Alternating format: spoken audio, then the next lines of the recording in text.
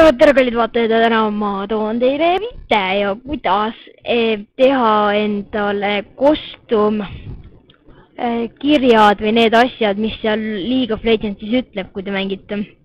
Ja algselt peate minema minu arvuti, kohalik ketas, Riot Games, League of Legends, Raads, Projects, oleneb mis maal te olete, ehk siis mul on Euroopas NN, GB. Manage files, kõige viimane update, ehk siis noh, mis teil kõige viimane siin on, data, menu ja põhimõtteliselt siin on teil nagu tavaline see, selle peate igaks juhuks endal save ima, kui teil läheb midagi nässu, et saate vana tagasi panna.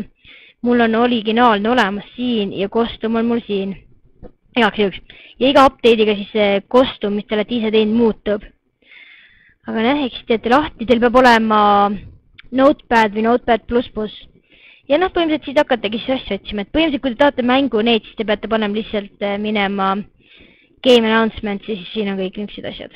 Noh, näiteks võtame midagi. Welcome to, näiteks Summoner Shift on Welcome to Battleground. First Blood on mul First Fucking Blood. Ja niisugused asjad ette.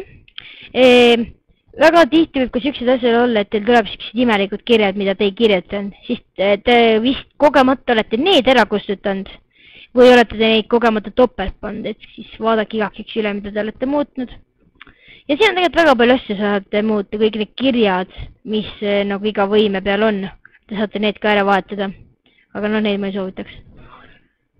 Aga jah, lühik video, et aitäh vaatamast siis ja head aega ja ma ei tea, tehke siis ägedaid asju.